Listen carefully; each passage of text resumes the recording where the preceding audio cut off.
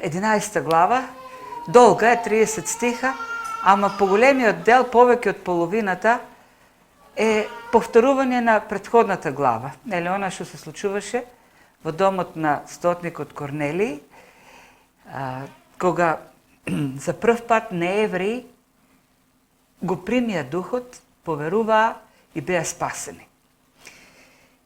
И таа вест гледаме овдека, дека Петар бил во дом на неевреин и таму јадал со нив, стигнала веста до ушите на евреите христијани во Ерусалим. И кога слушнале што се случило, се вознемириле, пишува овдека, и почнаа да го укоруваат. Ти си бил кај необрезани луѓе и се јал со нив. Ма тоа може да избие голем скандал во Ерусалим. Кога ќе чујат останатите евреи, не христијаните, дека таа црква, тие христијани евреи, се дружат со неевреи, јадат со нив, ќе ја уништи репутацијата. Што ќе кажат сега евреите за нас? Дека ние, еве, се валкаме со неевреи. И почнуваат да го укоруваат. И она што следи, понатаму е заштитата на Петар, и тој се заштитува така што раскажува што се случило. И останатите стихови се едно повторување на оно што веќе го разгледувавме минатиот пат. Што гледаме овдека, интересното што е? Едно спротивставување на една реалност. Хераклит, еден од античките филозофи, е познат со една мисла која сите чуле, верувам, пантареј. Тоа се тече, тоа значи пантареј. Или ништо не е постојано во овој свет. Се е променливо, нема константа, освен Бог. Буквално пантареј значи се тече. А преводот е, тоа е објаснението е, се тече, тоа се менува. Фразата се тече е се однесува на вода. Како што водата постојано тече и никој не може два пати да влезе и во иста вода да се избања, така човек не може два пати да биде во иста ситуација. Ништо не се повторува исто. Ние секој ден сме различни, секој ден се менуваме. Во нашето тело секој ден умираат милиарди клетки и утре имам јас милиарди други клетки. Така да јас не сум истиот утре како денес. Се тече, се менува. Бидејќи овој свет е непостојан. Меѓутоа, иако знаеме таа реалност, тој факт, иако знаеме дека само Бог е константа, непроменлива, сепак се спротивставуваме на промените, зашто промените не водат во несигурност. Ние сака, кога имаме традиции долгогодишни, кои не се менувале, сакаме да бидат зачувани, зашто ако ги смениме, не знаеме како ќе биде. Знаеме дека досега било сигурно, ама промените може да донесат несигурност. Борјан пред службата, тој така 5 до 12 сегош, вели, ајде господата трпеза да ја делиме пред проповедта после славењето.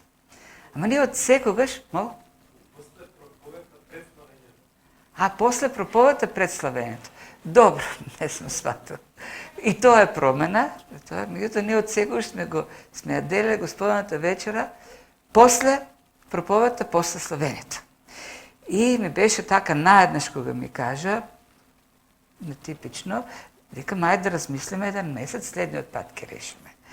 Не 5 до 12. Зашто ние не сме свикнати на промени. Не секоја промена е за добро, секако. Но реалноста е дека се менува се околу нас и ние треба да се прилагодуваме да ги следиме тие промени. Секако. Една промена има овдека, многу тешка за евреите. Промена. Треба да прифатат факт дека и неевреите стануваат Божи народ. Со векови, не дека порано неевреи не доаѓале до Бог, доаѓале, ама тоа го правиле откако ќе станат прво евреи. За да може неевреин да биде прифатен од Бог, тој треба прво да стане евреин, ако е маш, да биде обрезан и потоа ќе биде примен од Бог. Тоа е правилото. Тоа е она на што се учи на евреите.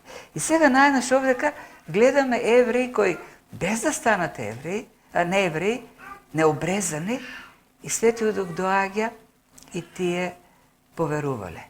Тоа е една промена, новина, која не можат да ја прифатат евреите. Бог ги прима такви какви што се, без да станат нешто што не се. Само по вера, како што и на Педесетница и евреите беа прифатени за спасение само преку вера по благодат.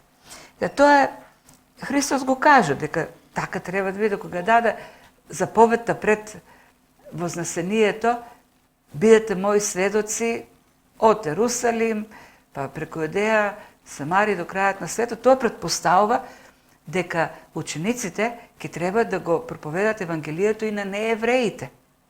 Во ред ќе го проповедаме, они нема да се спасат. Може би така си помислиле, не знаеме. Но очигледно е кога веќе се случува тоа, кога станува факт, оно што Христос го кажа, е тежок тој факт за прифаќање. И поради таа причина е ова спротивставување, од таа промена која треба да се прифати. Нели? И Петар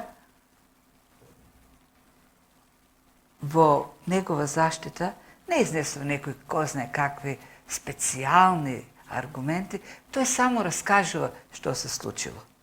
И оно што цело време се повторува во неговиот расказ е Божјото водство. Тоест, во сето тоа ме водеше Бог. Бог ми ги даваше тие заповеди. И раскажува како нели бил во Јопија, на покривот на куќата, добива една визија, едно платништо, бело платниште големо, со нечисти животни и глас кој вели коли и јади. И Петар вели, ама јас како добар евреин, кој никогаш не сум се извалкал, не можам да го јадам. Никако, Господи. Се тоа го објаснува Петар. И гласот повторува 3 пати, она што Бог го очистил, земи и јади. И продолжува, и во тој момент духот ми се јави и ми речете, чекаат тројица мажи, не се колебај, туку оди. Оди по нив, каде они кај што ќе те речат.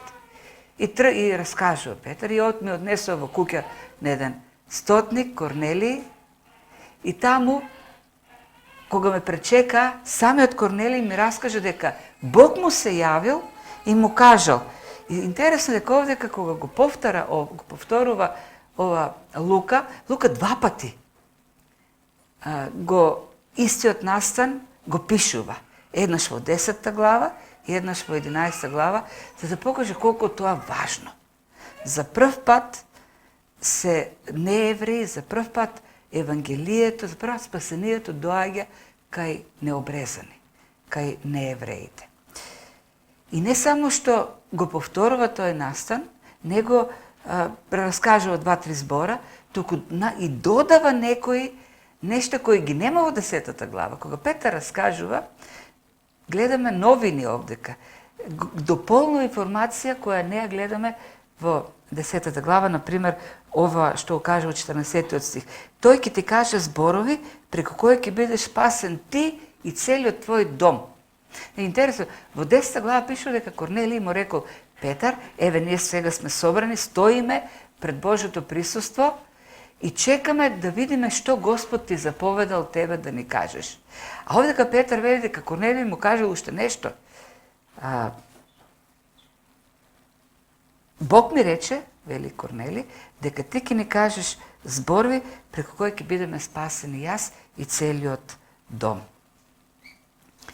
И Петар влегол во таа куќа и додека што проповедал, Светиот Дух се симнал врз нив, како што се симнал на евреите во Педесетница.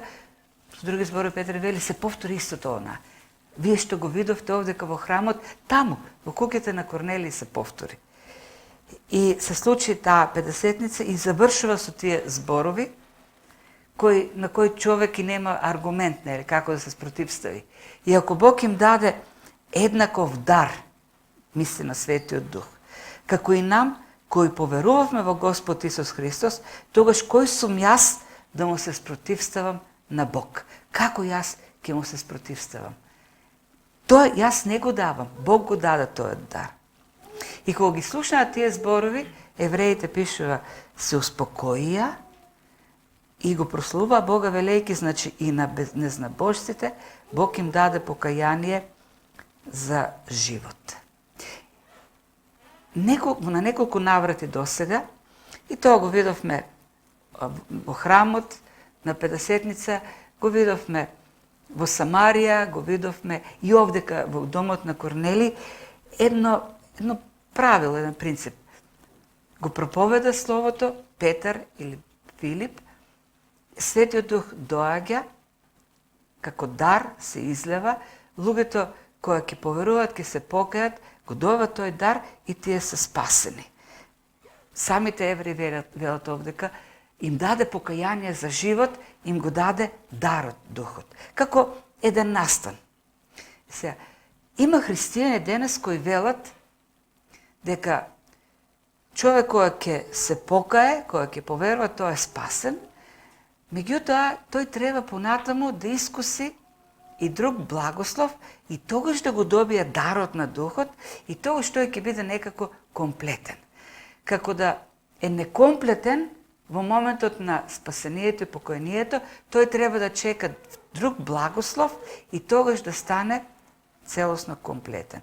Тоа влече уште од Весли, па и пуритани во Англија исто така говореле за втор благослов, како сигурно за спасението, па потоа нели во 20 век во харизматски средини. И тоа ние во нито еден случај овдека, досега што гледавме, нема таква практика. Ке поверува, доаѓа дарот на Светиот Дух. И со тоа завршува. Тоест, не гледаме ние дека човекот, кога ќе биде спасен, е делумно прифатен од Бог и делумно способен за живот во вера, за ефикасен живот вера, за да потоа преку некој втор благослов тој стане целосно прифатен од Бог и целосно оспособен за служба. Нема такво нешто.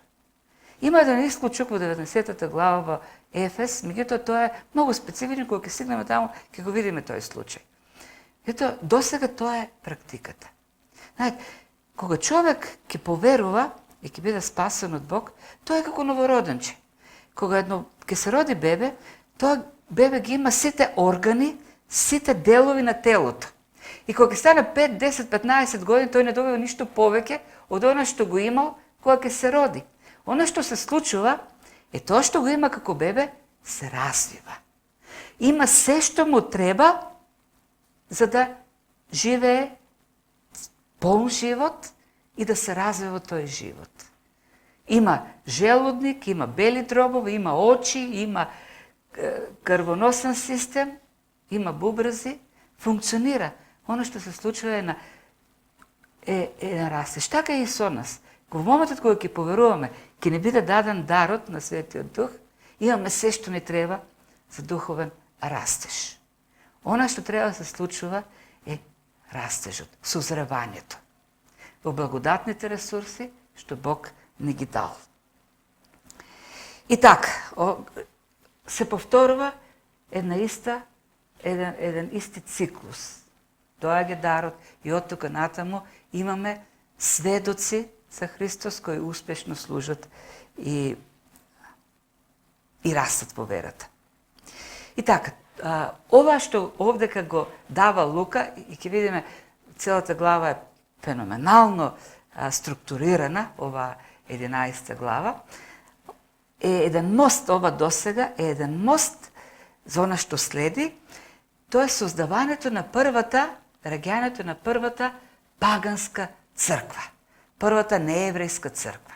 Значи, досега видовме раѓањето на црквата во Ерусалим, првата црква воопшто која е еврејска, потоа она како мост преобраќањето на самарјаните, кои се полуевреи, потоа преобраќањето на едно семејство, нееврејско, за да од овој момент натаму Лука не запознава со тоа како не само едно семејство, кој веќе имаме едно големо општество, една нееврејска црква. Првата нееврејска црква и не враќа на 8 глава, кога после смртта на Стефан многу евреи, христијани, излегува од Ерусалим и се распрснаа низ Римската империја. И гледаме овдека, вели Лука, не враќа на 8 глава. Оние што се беа распрснале по убиството на Стефан, стигнаа до Феникија, Кипар и Антиохија и никому не му го проповедаа насловот освен на јудејците. А некои од нив, кипрани и киринејци, штом пристигнаа во Антиохија, почнаа да им проповедаат на елините, навестувајќи го Евангелието на Господ Исус. И раката Господа беше со нив и големо мноштво се придодадоа кон црквата.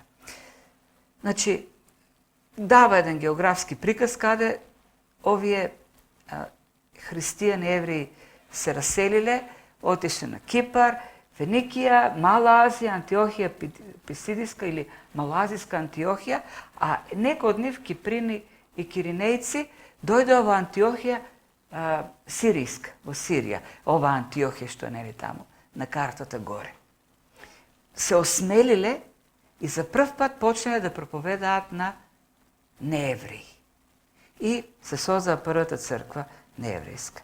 И оваа црква која овдека се создава во Антиохија, станува центар на христијанството за еден долг период од време. Со текот на времето, црквата во Ерусалим ќе го загуби приматот и тој ќе се премести во Антиохија. Во Антиохија ќе се создаде теолошка школа, која ќе биде многу влијателна во христијанскиот свет во првите 7-8 века. И ќе стане христијански центар. Тоа е почетокот на еден важен премин на христијанството од еврејско кон нееврејско. Ајде да кажем нешто за градот, каде се раѓа таа нова црква, Антиохија. Антиохија е еден од центрите, еден од трите центри на Римската империја. Важни, стратешки, политички и во секој воен и во секој друг поглед центри на Римската империја. Римската империја има три важни центри: Рим, Александрија и Антиохија. Рим е центарот на запад, а Александрија е центарот на елинистичкиот свет, а Антиохија е центарот на ориенталниот свет, на Блискиот исток. Антиохија бил космополитски град со латинска управа, латински политички систем, елинистичка култура и мноштво на луѓе од различни делови на светот. Имало голема еврејска колонија, имало дури колонија и на кинези и индијци. Вистински космополитски град. Убав град, во древност го нарекувале Александрија прекрасната. Имало убав булевар, широк, со поплочен, со колонади, дрви од двете страни, фонтани. И таа тој бил светски град, космополитски, и секогаш таквите градови се претвораат и во центар на развратот. Бил познат со неморалот. Патници, трговци, и во таквите средини обично цвета проституцијата и неморалот. И во еден таков град се раѓа таа црква. Првата паганска црква. И она што е интересно овдека, кој основал таа црква? Кои се луѓето? Во историјата запишени ли се нивните имени? Ги знаеме ли по име? Не знаеме. Знаете, до овој момент сите тие проповеди и големи преобразувања се случуваа или од Петар во Ерусалим, благовестителот Филип, тој беше исто така еден авторитет во Ерусалим, еден од 7 ѓакони. Потоа Петар пак беше присутен во Кесарија. Овдека во Антиохија се основана црква за која не знаеме воопшто кои се луѓето. Тоа се трговци, кои може би дошле заради бизнис во Антиохија, може би имали имот таму, може би имале роднини. Не знаеме. Во секој случај не биле некои од големите апостоли или големите служители во Ерусалим. Анонимни луѓе. Нивното име останува непознато во историјата на црквата. И тие луѓе основаат црква и таа црква расте бидејќи раката Господова беше со нив и така голем број луѓе поверуваа. Тоа станува голема црква во Антиохија. Бидејќи Бог работеше. И Бог ние би очекувале, бидејќи тоа е еден важен момент во историјата на црквата, создавање на првата паганска црква, ние би очекувале некој голема личност да ја основа црквата. Бог действа преку големите, познатите евангелизатори, треба да се организира добро, испланира кампања за евангелизирање, еден добар проект, за да успее. Не, раката Господова беше овдека и црквата се наполни. Градот Антиохија, оној неморален град, стана центар на христијанството. Да, Бог е тој кој што прави луѓето да поверуваат. Никој од нас не може да му го отвори умот на човекот или срцето за да го прими словото и да поверува. Тоа само Бог го прави. Наше е да го проповедаме словото како што овие луѓе правеа. И да, Бог користи луѓе како Петар, големи евангелизатори во денешнината, големи служители, големи организации, големи проекти. Знаете ли дека црквата во Римската империја, евангелието во Римската империја, основниот начин на кој тоа се ширело не биле тие кампањи, не биле големите евангелизатори, апостоли и така натаму. Обичните луѓе кои го споделувале евангелието таму каде што биле.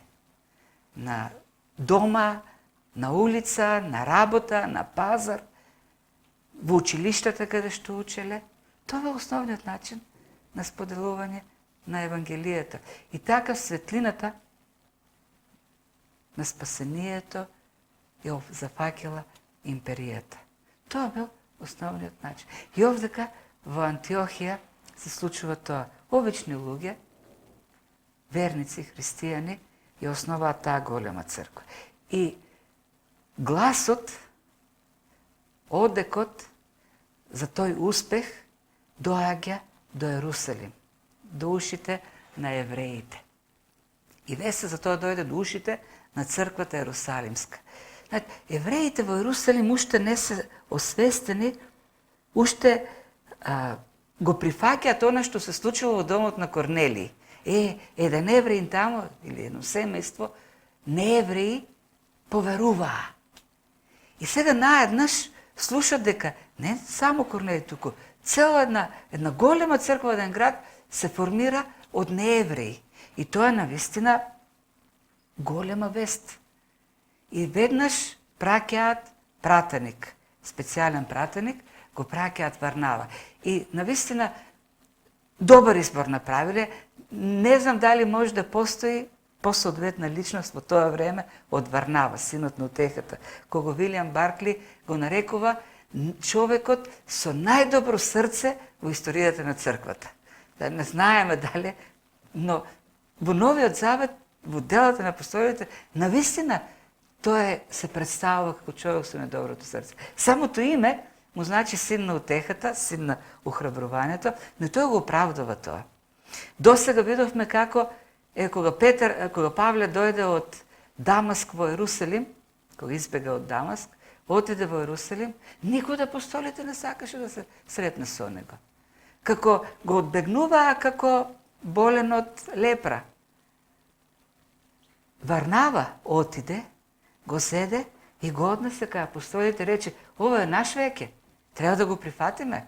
Што стоиме настрана од него? Го охрабри Павле. И сега овдека го гледаме во една таква улога. Што пишува овдека? Кога доаѓа во Антиохија. А тој кога пристигна, ја виде благодата Господова и се зарадува. И се зарадува човекот.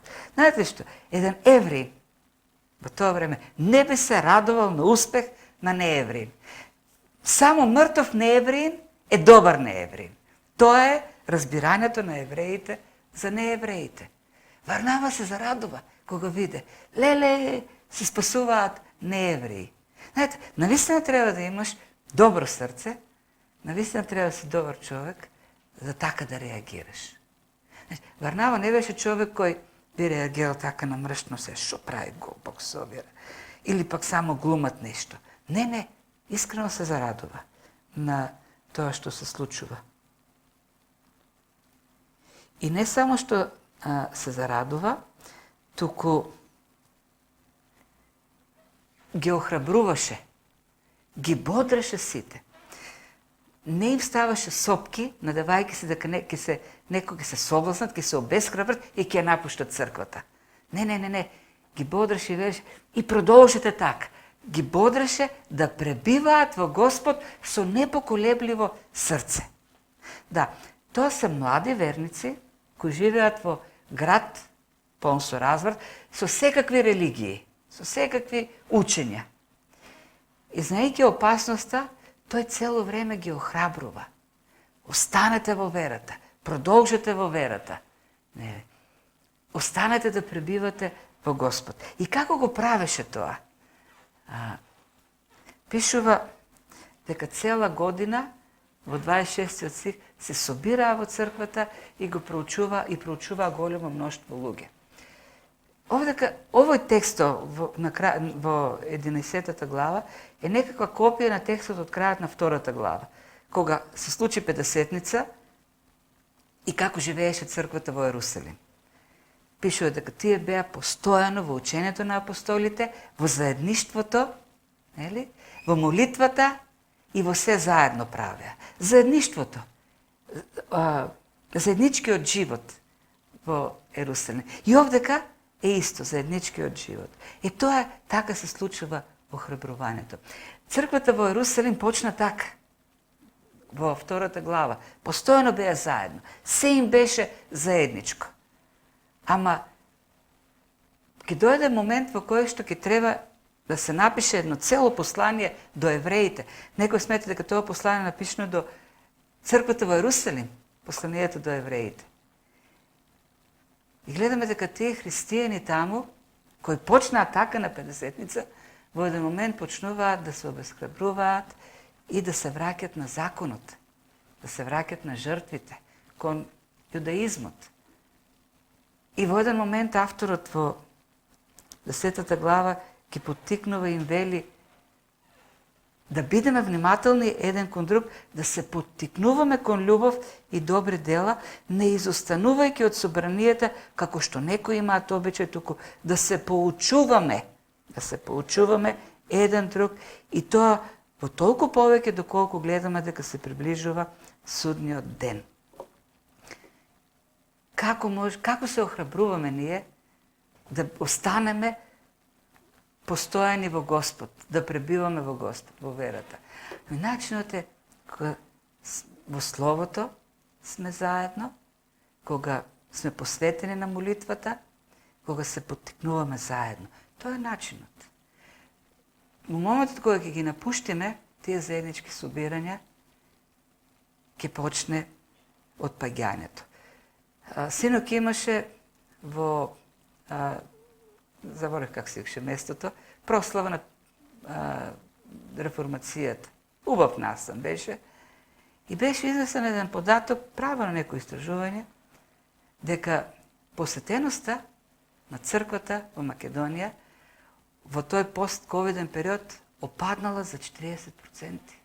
Се намалило бројот на луѓето, посетеноста во црквите. Знаете, тоа е погубно за црквата. Погубно е. Ама како дојде до тоа? Како дојде? Никој не тераше да се затвараме. Имаше само месец и пол, два, кога мораше, кога бевме задолжени, кога имаше, како се вика тоа, полициски часови. А црквите сами се затворија за да ги зачуваме телата на луѓето и здравието. И луѓето свикнаа да седат дома во недела. Ја го загубија копнежот да бидат заедно. И тоа е погубно. И затоа авторот на Евреите вели: поттикнувајте се на тие заеднички собирања, на заедничките собирања, заедно во заедништвото. Така живееше првата црква. Така ние се поттикнуваме, така се охрабруваме. Така правеше и овдека. Така Варнава ги собираше, ги поучуваше во словото на апостолите, во молитвата. Интересно, зошто го правеше тоа Варнава? Го правеше, кај да беше тоа? Се зарадува, ги бодреше сите во Господ со непоколебливо срце. Тој беше добар човек. Добар човек беше. Што прави добриот човек, Што прави добриот христијанин? Добриот христијанин се грижи за другите. Се грижи за верата на другиот, да остане во верата. Добриот човек охрабрува, бодри. Добриот човек не се обидува да го кочи во растежот другиот. Не се обидува да го обесхрабри некако, да го држи настрано далеко од службите, зашто можеби ќе конкурирали, не знам што, на другите. Не, добриот човек кој Варнава поттикнува, охрабрува. Ке видиме, ке го земе Павле и ке го доведе во Антиохија, да му биде соработник и потоа на мисионерските патувања. А зошто беше добар човек? Зашто беше полн со Духот Свети и со вера. Што значи човек да биде полн со Духот Свети? Значи да биде воден од Духот. Неговиот живот е покорен на Духот. А Духот во нас ке произведе добар плод, добрина. За разлика од телото, кој во нас создава завис, омраза, гнев, Духот создава љубов и љубезност и добрина, кротост, поттикнува, охрабрува. Духот не преобразува. Преобразбата на Духот, што тоа прави во нас, прави да видим како Христос. Да го имаме неговиот карактер и неговиот лик. И така, мноштво луѓе, 24 стих, значително мноштво луѓе се припои кон Господ. Толку многу порасна црквата што Варнава се рече: јас не можам сам да го правам ова, ми треба помошник. И што направи? Го најде вистинскиот помошник. Отиде во Тарс од Антиохија, не е многу далеко, Антиохија е на границата со Мала Азија, тука некаде, отиде во Тарс да го најде Павле. Не знам дали знал кај живее Павле, и не е лесно се најде човек како Павле, човек со таков дух, динамичен човек, кој патува, кој не седи на едно место. Pero тргна да го бара и го најде, меѓу другото Павле. Го најде. Ова е еден период, ако ја следиме оној редослед кој Павле самиот го дава во посланието до Галатјаните, крајот на првата, почетокот на втората глава, поминале некаде околу 7-8 години, откако тој бега од Ерусалим. Тој беше во Ерусалим, таму го проповедаше Евангелието, евреите организира вакво апсење и убиство, меѓутоа учениците на Христос разбра, Христовите ученици разбра тој план и го однесоа до Кесарија, од Кесарија го пратија во Тарс. Има 7 молчаливи години, не знаеме што се случува тие 7 години со Павле, и после 7 години Варнава го памти Павле. Само една средба имале во Ерусалим. И оди да го бара во Тарс. Павле е најсоодветниот човек кој би можел да му помага на Варнава во Антиохија. Зошто Павле беше избран да биде апостолот на неевреите, на знабожците. Бог го избра за таа цел. Меѓутоа, видите, интересно, требаше човек овдека да има, кој ќе го земе, ќе го покани и ќе го однесе. И од тука почнува всушност она што ја знаеме за нас позната служба на Савле, тоа е Павле. И ова многу наликува на еден друг голем, многу голем служител од црквата, кој воопшто немал такви планови за служба која потоа ја извршил. Станува збор за еден во тоа време млад професор, кој веќе бил познат со своите трудови по име Жан Калвин. Калвин бил едно време помошник на ректорот на универзитетот во Париз, потоа отишол побегнал, бидејќи католичката црква, заради еден говор кој го подготвил на универзитетот за деканот, побегнал во Страсбург, пишувал, веќе тој го напишал првото издание на институтите и отишол еден ден во Женева. Во тоа време во Женева еден реформатор веќе е почнал реформата, Вилијам Фарел е на англиски, меѓутоа оригиналното име му е нешто како Жилиам Фарел, не знам како се изговара, тие што знаат француски подобро би го изговориле. И Фарел разбира дека младиот и перспективен Калвин е во градот. И го отишол е нашол гостилницата, каде спие, за да разговара со него. И му рекол, ти ми требаш во градот. Јас имам мисија овдека за реформација на Женева. Женева во тоа време бил град на развратот. Полн со коцкарници, проститутки, кафеани. Тоа бил Женева во тоа време. Со црква, католичка црква, со корумпирано, развратно свештенство. Како што била црквата во тоа време. И Фарел му вика, му вели да работиме заедно. А тоа било последната вечер на престојот на Калвин во градот.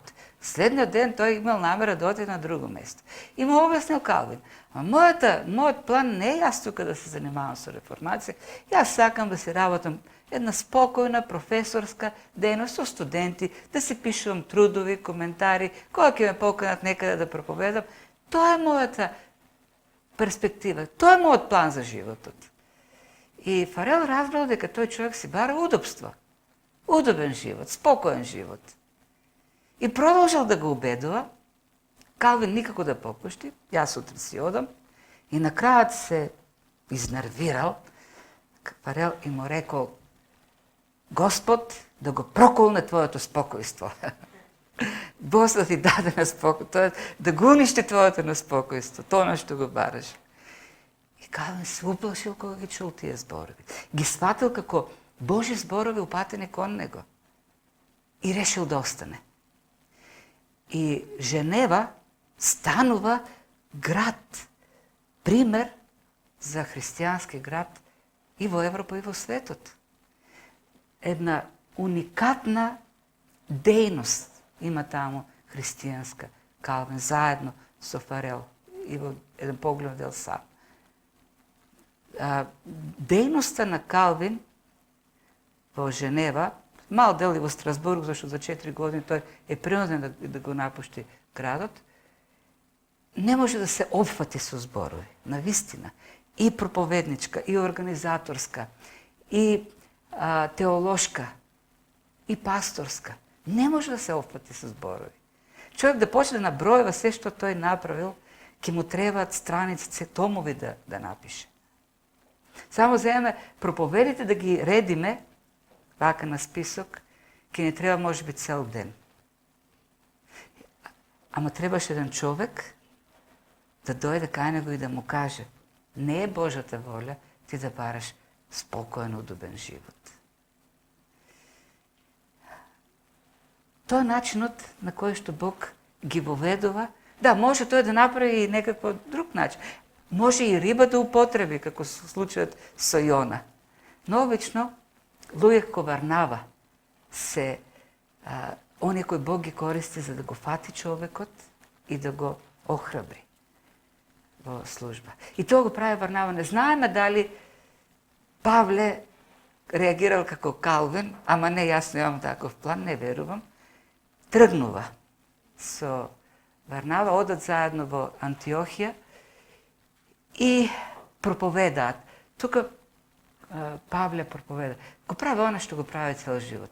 Последните зборови што тој ги имаме како сведоштво негови, тоа запишени се во посланието до Тимотеј, кај таму остава аманет на Тимотеј. Како што јас го проповедав Словото верно, така и ти. Верно проповедај го Словото. Тоа е аманетот што го остави Павле, тоа нешто тој го правеше целиот живот.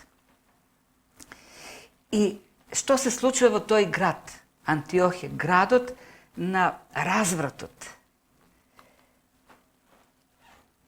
За прв пат, вели, учениците овдека ги нарекоа христијани. Зборот христијанин во оригиналниот текст значи нешто што произлегува од нешто, тоест копија на нешто. Христијанин значи копија на Христос, одрасна, рефлексија на Христос. Тоа значи зборот христијанин. Интересно дека не христијаните сами се нарекува така, туку луѓето кои не се христијани, гледајќи ги христијаните, ги нарекува христијани.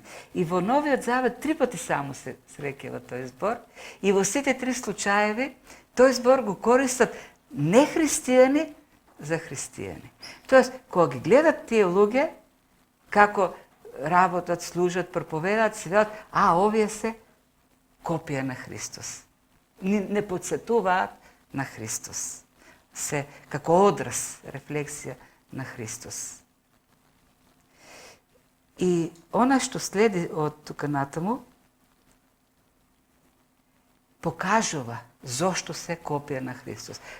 Почнува Лука да говори за еден глад, тоа е едно пророштво, доаѓаат пророци од евреи од Ерусалим, христијани, и еден од нив Агав пророкува дека ќе има глад. И навистина историјата потврдува дека во тоа време додека царува Калигула од 41 до 54 година, некаде околу 46-7 имало таков глад. И што прават верниците во Антиохија? Решиле да соберат кој колку има, кој колку може и да го пратат во Ерусалим. Сега, нам денес тоа можеби не ни звучи кој знае како. Да, кога некаде има потреба, има солидарност. Црвен крст ќе помогне, ќе соберат во училиштата пари за земјотресот некаде и така натаму. Во древноста немало хуманитарна дејност. Немало црвен крст. Во древноста милосрдието е негативна појава. Така се сметало. Во древноста секој сака да го начека гладниот за да го уништи. Ако некоја земја ослабе, тогаш веднаш ќе ја окупираат да ја заземат. Тоа е природата на човекот.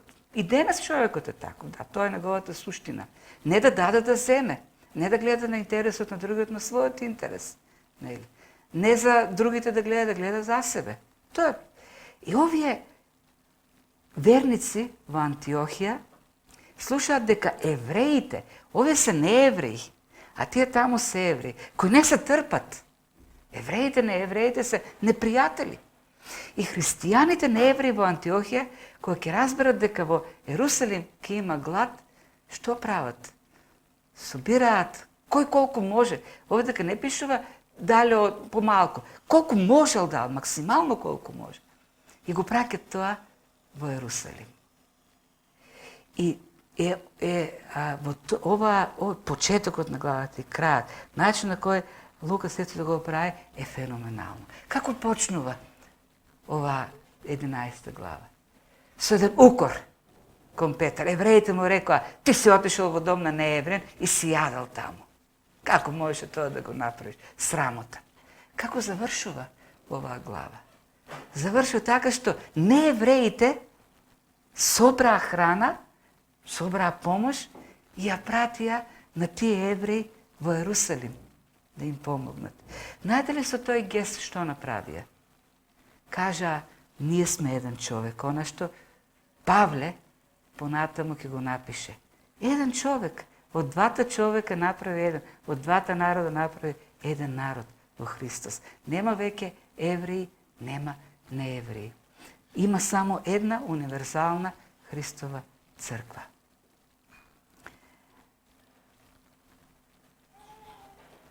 Имаше еден шкотски теолог, мислам дека се Дин ли, така некако, вели крстот е местото не само каде што се среќаваат и се соединуваат човекот и Бог, крстот е местото каде што се соединуваат народите, јазиците, културите.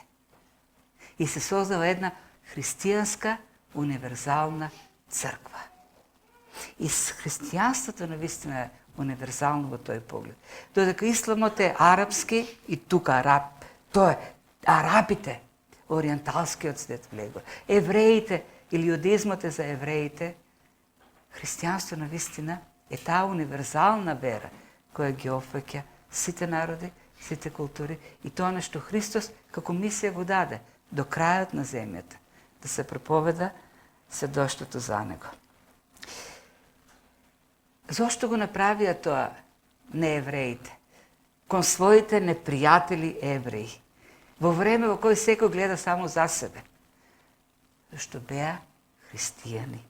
Зашто беа рефлексија на Христос. Зашто Христос тоа го направи. Павле им пише на коринтијаните, помнете ја дарежливоста или благодата на Христос кој од богат стана сирома. И на крајот таа негова дарежливост ја достигна кулминацијата со тоа што умре на крстот. Тоа е христијанство. Тоа да се биде христијанин. Како Христос, копија на Христос. И луѓето во Антиохија ги гледаат тие христијани и рекоа, овие се христијани, тоест овие се копија на Христос. Тие се тие кои произлегуваат од него, личат на него, секако него. И на крајот да завршиме. А сето тоа пак, таа голема црква, значена црква за историјата на христијанството, каде што ќе се формираат многу учења. Тука ќе почнуваат патувањата на Павле. Тоа е матичната црква на Павле. Таа е неговата црква, антиохиската. Од тука тој тргнува на патување да мисионира и повторно тука се враќа. Тоа е црквата која ќе го прати Павле како мисионер. И Павле се враќа повторно во таа црква која ќе завршат патувањата. Потоа тука се гради раната христијанска теологија во тој град. Многу теолози ќе даде во историјата на црквата, таа црква во Антиохија. И како почна таа? Од едни луѓе кои не знаеме како се викат. Не знам дали некој од нас ќе остане запишан во историјата понатаму. Не верувам, може би, дај Боже, некој да стане толку може би во Германија Оскар и Елена ќе доживеат некоја популарност. Тука во нашите простори немало таква личност која достигнала светски размери на популарност. Ние сме така забутани на крајот на светот. Во Германија има повеќе можност човек да стекне популарност. Независно од тоа, Бог не бара популарни луѓе. Бог не бара луѓе кои стекнале популарност, иако добро користи и такви луѓе. Начин на кој што Бог својата светлина ќе ја прска наоколу, начин на кој сведоштвото за него се шири, се обичните луѓе, сите ние. Начин на кој луѓето ќе го запознаат Христос, сме сите ние. Кога личиме на него, кога сме копии, кога Светиот Дух не преобразува, во покорноста кон него, не преобразува според Христос. Тоа е начинот. И нека Господ ни го дава тој копнеж.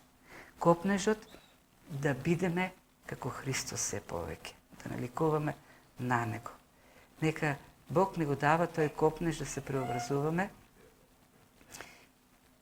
и да бидеме добри луѓе. Да бидеме луѓе кои ќе се радуваат на спасението на другите повеќе од било што друго. Добри луѓе полни со дух и со вера. Амин.